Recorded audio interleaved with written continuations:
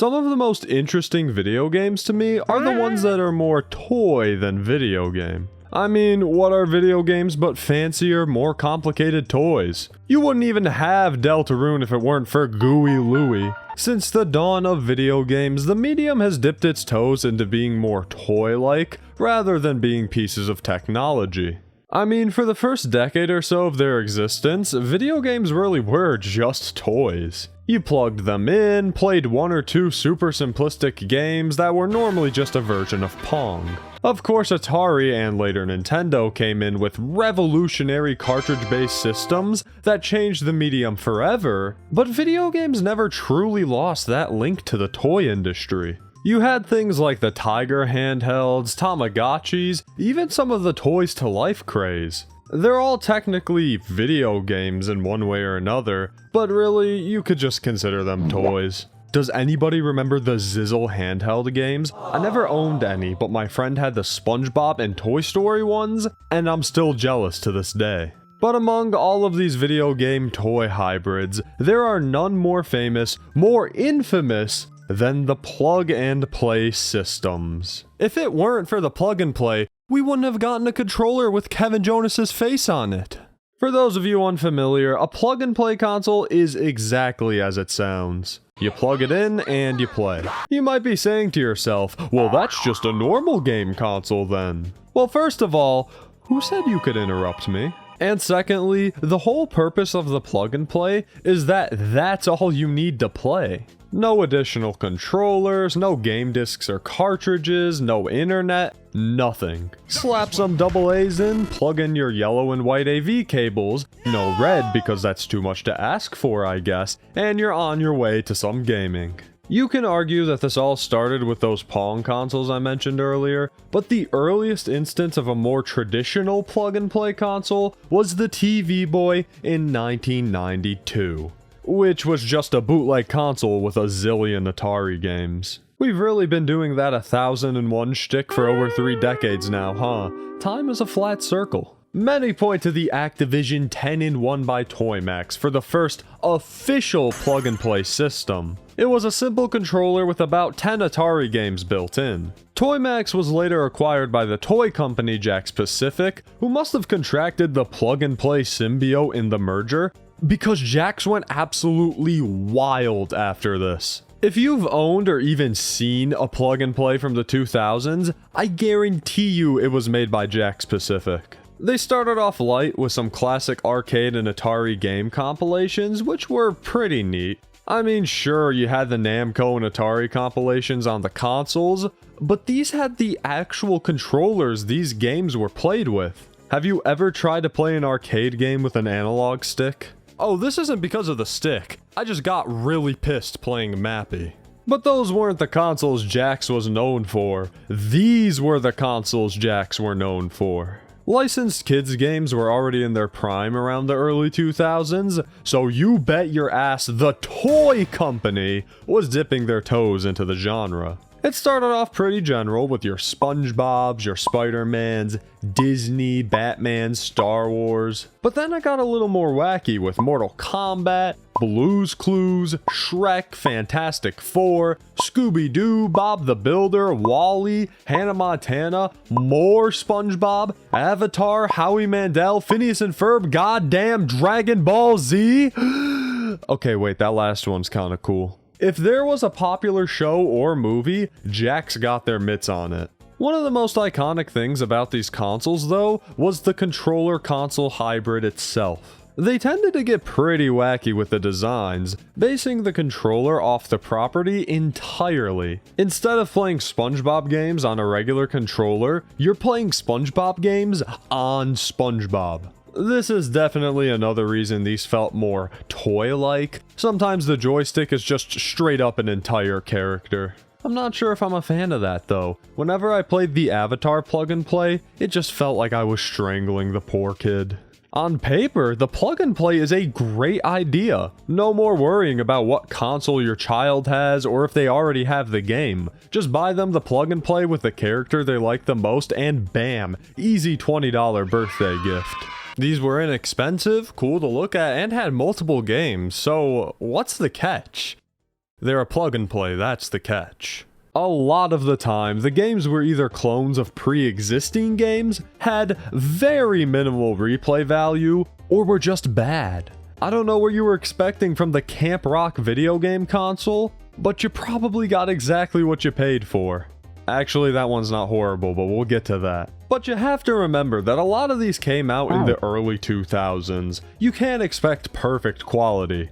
Or can you? God, I hope so. I gathered a handful of plug and plays that I personally found interesting to take a look at. Some I already owned, some I had to buy, and some were actually rarer than I thought for some reason. I definitely wanted more than like the 17 I got, don't get me wrong, but I had to draw the line somewhere. And that line was spending $50+ on a Phineas and Ferb plug and play. Rare my ass, there's like 10 of these on eBay, and there was only like one Camp Rock one. There was also a lot of plug and plays that I just didn't care for or didn't want to cover. Listen, I love Texas Hold'em, but what the fuck am I supposed to say about the World Poker Series plug and play? Finally, they made poker real! So without further delay, let's dive into the world of plugging and playing, and of course, we have to start with one of the most iconic consoles, my guy Robert.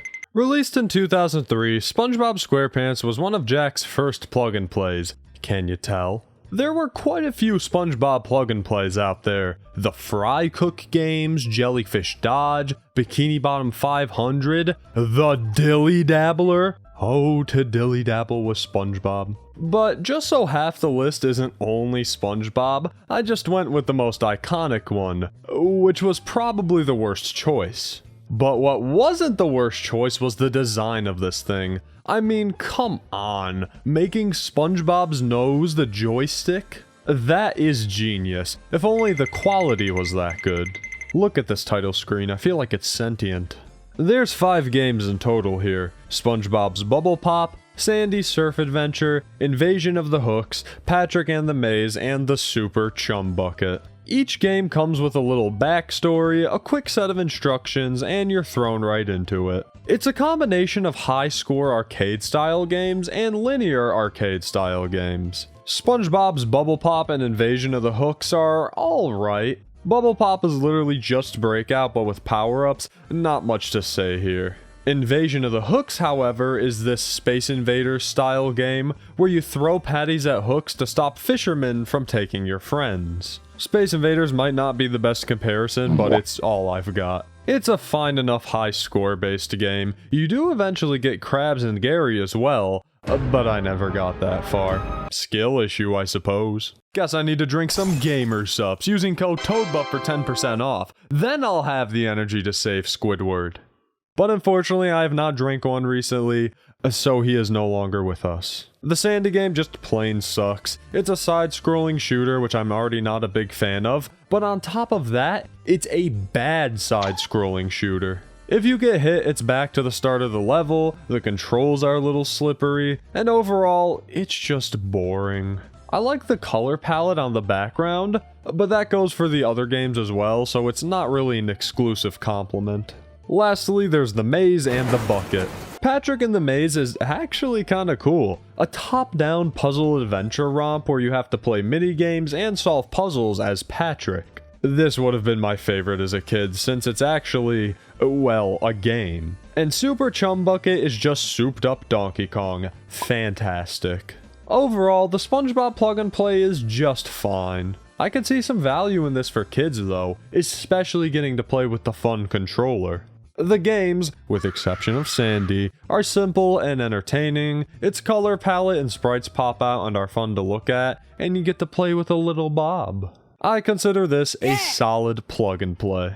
But another solid one is the Atari plug and play. Sort of. This is the aforementioned Atari 10-in-1 console. It's an Atari joystick with 10 built-in games. I like this one because it really gives you the Atari experience, unlike a lot of those old compilations. Sure, there's less games, but you get the actual controller, horrible joystick and all.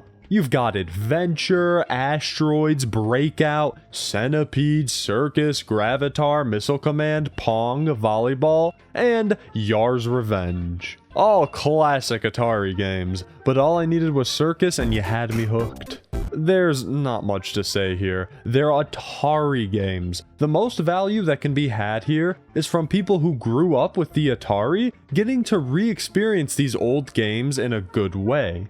I'm sorry, but if you were a kid in the 2000s, your ass was not choosing the Atari console over the Spongebob gaming contraption. But it's a good console, it does what it sets out to do, and Atari games can still hold up decently.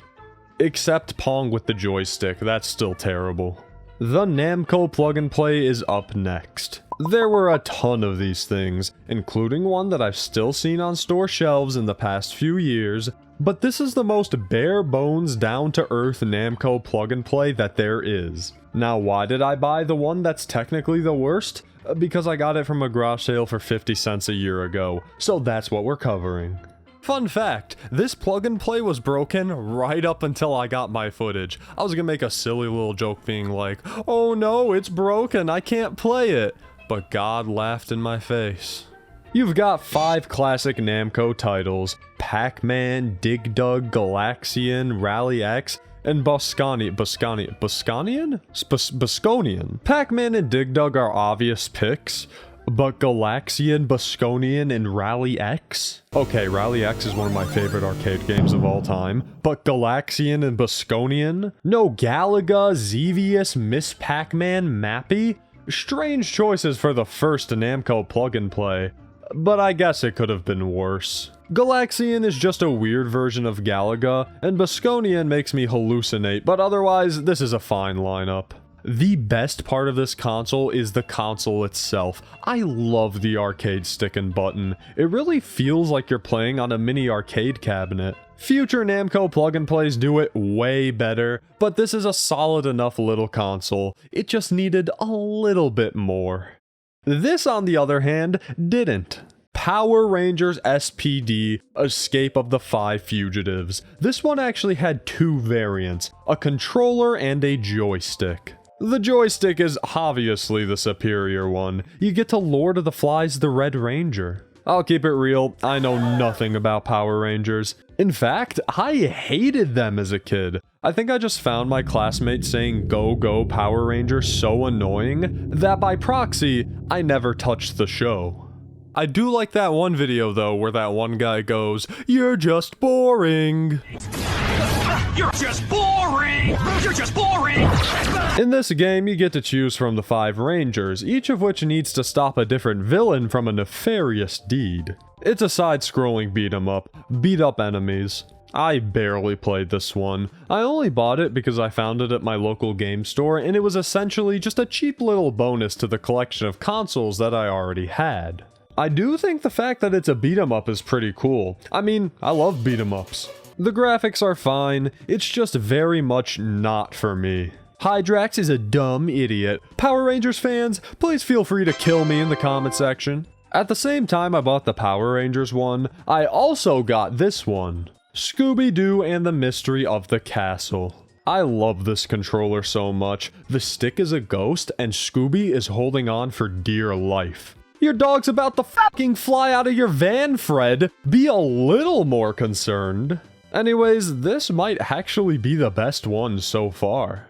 Right off the bat, you have difficulties, saves, and options. It's an immediate upgrade from the last few. 5 games this time around, each representing a different chapter in the story, starting with Race to Fonte Castello.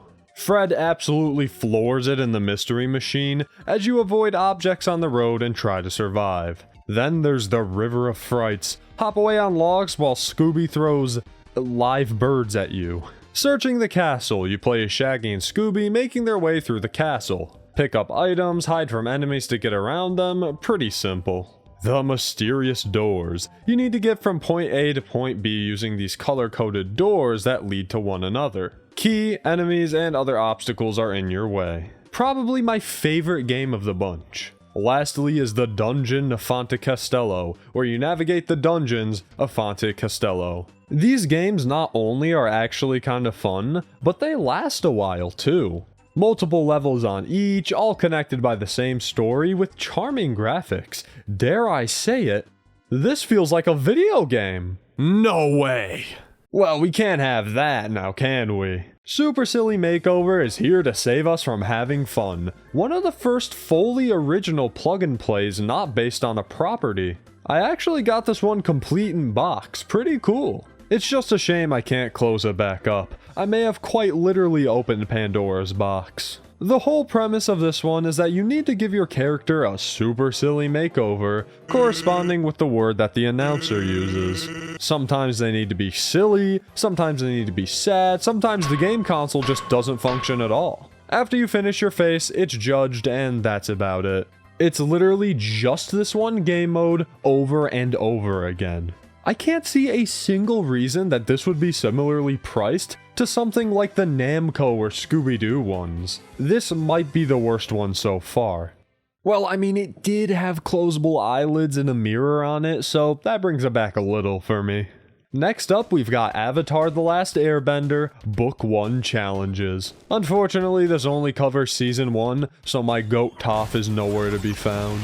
The controller for this one is really cool, having Aang balance on the air scooter. It even spins too, it's such a neat touch. It's a shame I have to crush his bald head to play penguin sledding. 6 whole games this time around, most of which are actually pretty entertaining. Most of them. There's Sokka's Boomerang Challenge, a puzzle game where you toss a boomerang and try to hit the balloons. Zuko's Fire Blast, a much better puzzle game, has you shoot fireballs to hit gates, power-ups, and more. Very interesting puzzle game that I had a fun enough time playing. Then there's Penguin Sledding, which is dumb and stupid. Appa's Air Blitz, a decent side-scrolling shooter, and Avatar Adventure, a whole-ass 2D platformer with multiple movement mechanics. I didn't play a ton of it, mostly because it was getting late and I had been playing plug-and-plays for like 2 days straight, but what I played was actually very impressive. For a plug-and-play, this is the cream of the crop. It actually reminds me of a mediocre Game Boy Advance licensed game. That's the American dream right there. Thanks, Aang. Oh, also, there was like a rhythm game based on the Kyoshi Warriors. I don't know how I forgot about that, but that one's okay, I guess. Flipping from Nickelodeon to Disney, we've got High School Musical all together now. There were actually a lot of live-action Disney properties that got the plug-and-play treatment for some reason. That's because these were for the girls. While boys got Spider-Man and Power Rangers, girls got Hannah Montana and Howie Mandel and Hannah Montana again. I think the funniest one that was marketed towards girls, though, was the Sleeping Beauty plug-and-play. Because that's just a whole ass figure as the joystick. Do jacks just think that girls have never touched video games ever? Oh yeah, I give them a whole ass action figure to play Birthday Celebration with. They won't notice. Anyways, I didn't actually play the High School Musical game because, come on man, it's sealed in the box. I've never been a keep game sealed kind of guy. Even being a retro game collector, I've never been that person. But this is something you need to keep the packaging for. They also repackaged it in 2012 for some reason, 4 years after the last movie. This wasn't the only High School Musical plug-and-play though. There was also this Wii ripoff that I'm now just realizing exists. God damn it, I would have bought that. I'm sure this would have been a blast. I knew the world was missing a Diner Dash clone. Not like we've had any of those. But if you want a Disney Channel movie plug-and-play you can actually see, look no further than the Camp Rock plug-and-play. This was honestly not too bad. You could probably tell from the Jonas-encrusted controller that this is a Guitar Hero clone, and a weird one at that. Instead of a big plastic strumming piece, there's a sensor bar that you have to strum. It works most of the time, but when there's a lot of notes present, aka when you're in a harder difficulty, it'll just randomly stop working. It's really just a watered down Guitar Hero. The music is good, but that's because it's Camp Rock. If you don't like the Camp Rock music, you're either too young to have seen it, or are a fucking loser. Swear to God I can jam to This Is Me any day of the week. Who's with me? There were a couple other Guitar Hero-like plug-and-play consoles, but this was the only one I wanted to talk about. No more Guitar Hero clones from here on out. What's next? I just said no more Guitar Hero clones. The Nicktoons TV game released in 2004, and similar to the Spongebob one, it was not the only Nicktoons plug-and-play. You may notice that on this console, there's a slot for something called a game key. I sadly didn't get my hands on any of these, but a game key is a cartridge that you could plug into select Jack-specific plug-and-plays and get extra games for your console. It was basically DLC before DLC was a thing, if DLC somehow sucked even more than it does now. There were barely any of these. In fact, some plug-and-plays had the slot for it, but never had a game key released. Anyways, we aren't missing out on much by not having it. Oh no, I can't play volleyball as Tommy Pickles! Get real, play some Jimmy Neutron Donkey Kong. 5 games this time around, all pretty unique. Of course, there's the Jimmy Neutron game where it's Donkey Kong, but there's no fall damage and you have a drill to trap enemies, or sometimes yourself. Delivery service has you riding downtown Bikini Bottom as Spongebob, delivering Krabby Patties to the locals under a time limit.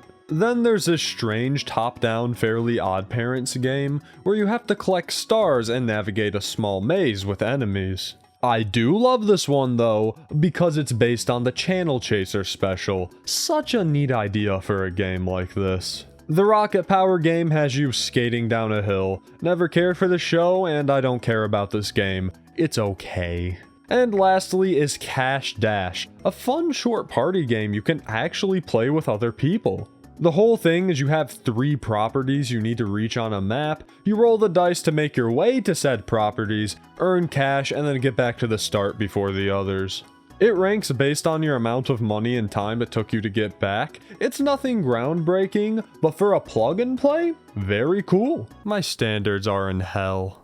The Nicktoons plug and play is also pretty alright. Sure, the Rocket Power game isn't great, and the Spongebob one is really simple, but I would have loved this as a kid. Speaking of orange, here's the Fantastic Four TV game. I'm not a big fan of this controller. Could someone tell me why the Thing's got his thing out? Similar to the Power Rangers game, this has you running through side-scrolling beat-em-up stages as the Fantastic Four. I like this one a little more though, since the characters are a lot more unique. Also, it doesn't hurt that I actually like the Fantastic Four. If this wasn't weirdly difficult, this would be a pretty fun time. However, the Spider-Man plug-and-play is the superior Marvel one. Sort of.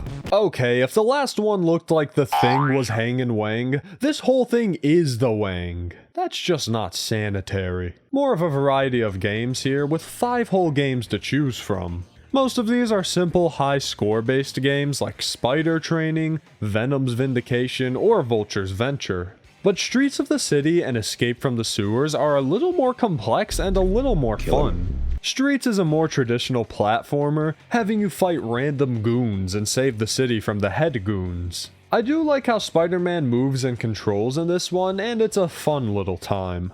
But the sewer game is sick. It's a first-person romp through the sewer where you web up lizards and defuse bombs. It's not really complex, but it does remind me of old first-person computer games, and I love that. There's a few other Spider-Man plug-and-plays out there, but this is definitely the most popular one. Okay, this next one I've been dying to play way before I ever wanted to make this video, and that is none other than the Dragon Ball plug-and-play. There's 3 games on this thing, and one of them is pinball. And pinball's the best one! What happened, Goku? This is just tragic. You'll give High School Musical 4 whole games, but Dragon Ball 3? Wrong orange ball, buddy. You've got Kamehameha Assault, Budo Retsuden, and Pinball. Kamehameha Assault is a strange Pong game where you have to bounce an energy ball back and forth. You protect a set of Dragon Balls and try to steal all 7 from your opponent, and the first one that gets all of them wins. It's fine. I like that they did something different from straight Pong, but it doesn't feel very Dragon Ball. What does feel Dragon Ball, though, is Budo Retsuden, a fighting game based on the Butoden series. I love the Butoden series of games. Shout out to Extreme Butoden because that game is so underrated. I can't wait to see what Jax cooked up. It's just a really bare bones mid-fighting game. Hey, at least you can play as multiple characters, and the MIDI cover of Rock the Dragon is pretty cool. Somehow, the best game of the bunch by far ended up being Pinball. Pinball's already okay by itself, but this game has enemies, secret paths, boss fights, so damn much for Pinball. I don't know if this is commonplace in pinball games because I've never really played a pinball video game, but I had a blast with this one and could honestly return to beat the whole thing someday. Pinball somehow saved this plug and play from being a complete disaster. There was a game key plan for this with an improved fighting game and a new puzzle game, but Jax decided we've suffered enough. Another one I was really looking forward to was the DreamWorks plug and play. Let's be real, this is a Shrek plug and play. Just look at this console. I don't see a lick of Chicken Run on this thing. For some reason, out of the 5 games, 3 are themed on Shrek and 2 are themed on Over the Hedge. Other movies were out by this point, Madagascar, Shark Tale, fucking ants, but no, we just had to have Donkey Dash. Whatever, may as well see if Donkey Dash is any good.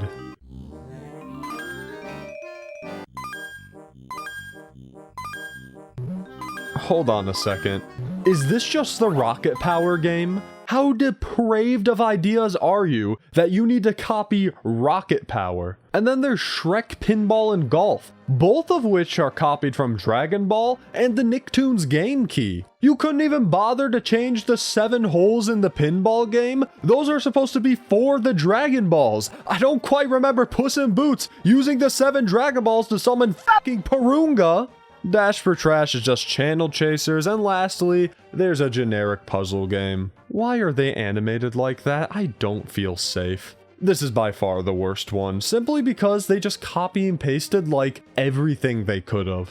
Okay, I don't know if I'm ever gonna get a chance to talk about this, but I'm just gonna mention it here because I don't know where else I would. This is not the first time that Shrek, video games, and plagiarism have all happened at once. So there was this Shrek the Third game that was on the educational console V-Smile. Great console, had it as a kid, probably sucks now, but that's besides the point. And this Shrek game used full-on Zelda music. Like, it just had straight-up tracks from Zelda in the game. And I think that's the funniest thing ever that they got away with that somehow. I just want to talk about that.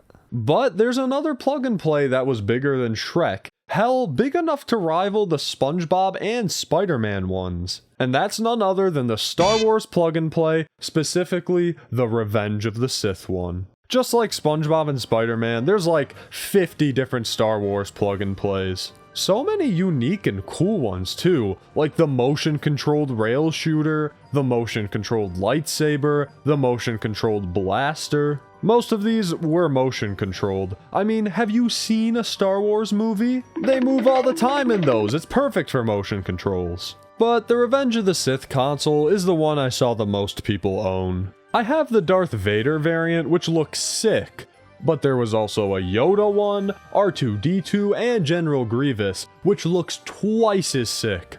But they all have the same game, so there was no need for me to waste like $40 to get the other ones. On top of it looking clean, it's an actual controller. I'm surprised they didn't have me play with a lightsaber joystick or something. On to the actual games. There's 5 in total, starting with Droid Invasion. It's like a strange Space Invaders breakout hybrid, where you deflect laser beams back at the incoming droids. It's fine enough. The deflecting is a little wonky, but you can kill some decent time on it. Then there's Coruscant Attack, a basic top-down arcade shooter where you're on, Coruscant? Listen, it's been a while since I've seen Star Wars, but I'm pretty sure this is space. Grievous Onslaught. Play as Anakin and try to reach the Chancellor. I liked this one. Unfortunately, I just really sucked at it. Gunship Battle is a strange little shooter where you've got to take out these enemy bases and then let your guys invade said base. At least that's what the instructions tell me. I didn't even know there were clone troopers with me. I was just being a little silly flying around. And last but mostly least, Utapau Chase. You race on a lizard. This is just Donkey Chase Deluxe. This was solid enough. Definitely feels more like a pick up and play console rather than something you'd really work away at, but I don't really mind that. A decent time that has some of the best plug and play controls by default. Listen, I love the silly designs of these controllers, but what would you rather play a game with? A controller with a stick and 2 buttons, or a heart locket with a picture of Jeff Foxworthy on the inside? I love game shows to death, so I knew I had to at least pick up one of these. Are you smarter than a 5th grader TV game? For some reason, they made it a clamshell design with a picture of Jeff Foxworthy on the inside. I suppose it's there to remind me what I'm truly fighting for.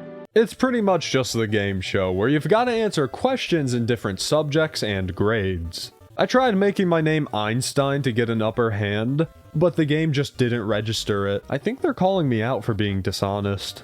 Oh my god, how did I not realize until I was editing this that I hit the back button? Are you kidding me? There's not too much to talk about on this one. I still remember all of the South American capitals from Spanish class in middle school. That's cool. There's also mini games you can play. One of them is just choosing tiles until you pick a negative one, and then the game's over. That's not even a mini game. That's nothing. That's actually nothing. And to wrap up our incredible list of plug and plays, I've got one that isn't even made by Jack's Pacific. That's right. Other companies threw their hats into the plug and play ring. And would you be surprised if I said the Tiger snuck a claw or two in as well? Tiger Electronics, like I previously mentioned, has a history of making electronic toy video game doohickeys, and that holds true for plug and plays as well. What I've got here is none other than the Dream Life TV game, made by Tiger and maybe released by Hasbro. In this game, you live life as a high school girl, managing your social life, doing chores, going to the mall, buying shoes, what every teenage girl ever did, of course. This one I actually owned before. It belonged to my sister when we were kids. It's pretty cool. A sleek circle design with a remote-like game controller you can take out. Very early 2000s. I wonder how much it goes for on eBay. Oh my god. Why is this random ass plug and play so expensive? If you want to roleplay as a teenage girl that badly, click off this video. I don't want you watching me. Start the game off by making your character. The UI is pretty nice. It just reminds me how much I didn't like the Rocket Power minigame. So I went to go name myself I Hate Rocket Power, but the game only let me put I Hate Rock. I swear I'm a rock fan. I own a Kamen Rider album and everything. Well, I guess Kamen Rider's more reggae and punk rather than rock. It's really down to opinion. Oh, the game crashed while I was talking, god damn it. Make your character, add some possibly useless attributes, and you can get into the game. I, for example, made a very creative jock. This reminds me a lot of a game like Stick RPG, where you have to balance aspects of your life while picking up new items and jobs to keep afloat. The main things you gotta do here are balance your friends, your fashion, and your lifestyle. Starting with friends, all you really gotta do is talk to people, and they'll just become your friend. Every conversation with a new person is just so weird. Like, sure, you can have some normal talks, but here's just a few of the glamorous chats I've had. For starters, one time I talked to a girl named Josephine and then agreed to go to a random ass party in 11 days, and then I never went to the party. I talked to Joshua for the first time ever, somehow knew that he takes pictures, and then told him I like the pictures with goofy boys in them. I also randomly asked him if he knew anything about reptiles. He said a little. I said that's no help, and then asked to play volleyball instead. We never played volleyball. Also, who are any of these people I said I'd play volleyball with? I've never seen any of these names in my life. Why did I agree to go to another party? I'm not going. I hate to say it, but I Hate Rock is a compulsive liar. I also met this girl, Hannah, for the first time ever, and the first thing I say to her is that I apologize for not calling her back. I mean, she's not wrong. I didn't call her back. Anyways, it's super easy to build up a friend meter, especially with your very own best friend to start off with. The game lets you make a best friend to start you off in the friend world, and honestly, I just made an exact duplicate of myself, but reversed the stats. I'm the only jock around these parts, not her. The fashion meter is pretty self-explanatory. Just buy clothes and cool things and it'll go up. Toys and games marketed for girls at the time really pushed for them to shop. It's a good thing boys were never pushed by toys and media to shop for things. Am I right, fellas? Oh, wait. And lastly is the lifestyle, which can go up just by participating in activities and other things. I took on every single activity and then just played it by ear. Sometimes I'd drop softball, and then I'd pick it up again the next day. There's other things to do, like perform well in school, buy things, make money, but overall, it's a pretty simple life simulator. I would have more to say on it, but after talking about PJ Day at my school, my console could take no more and completely reset itself. A beautiful end to I Hate Rock story. No one bought lime green shoes and wind chimes like you did, Rocky. Rest well.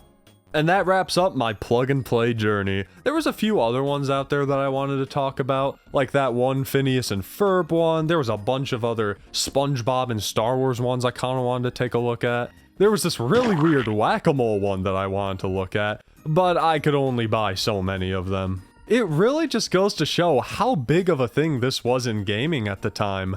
But was it long lasting? Well, I mean, when I was 10, I did beg for one of these things for Christmas and lost my shit when I got it, so that should tell you something.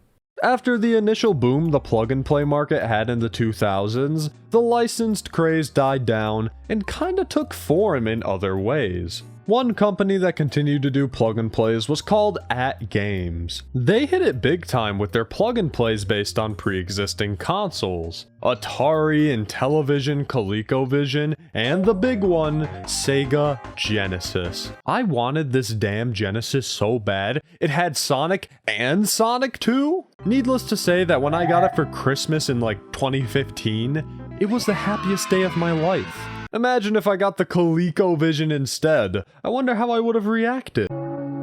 There was the aforementioned Pac-Man one that I saw in Walmart for like a decade, which is actually a really solid Namco compilation. I also remember these really gross arcade sticks made by MSI with a single NES game and nothing else. Who on earth plays Mega Man with a joystick? And of course, there's the many ones I've seen drift through Walgreens over the years.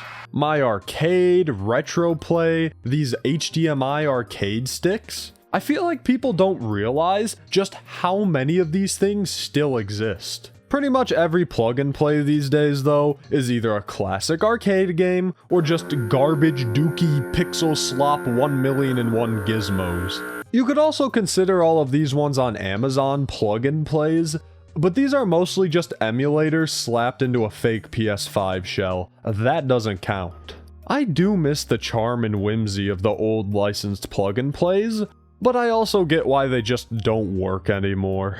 Licensed games are already a dying genre, let alone a strange toy hybrid with like 5 mediocre games on it. There's sadly just not a market for these things anymore, but that's completely fine.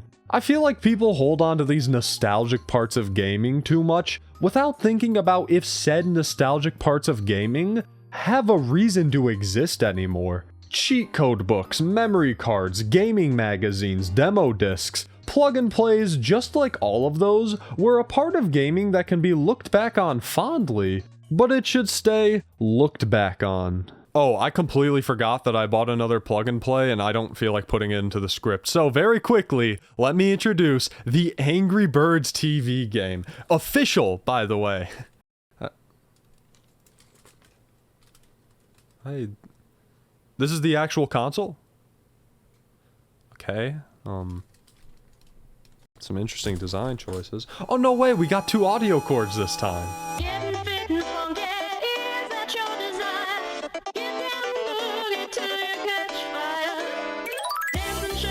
cool and makes you feel alive. Shakes up your body, high five. You've got the will to get fit and trim.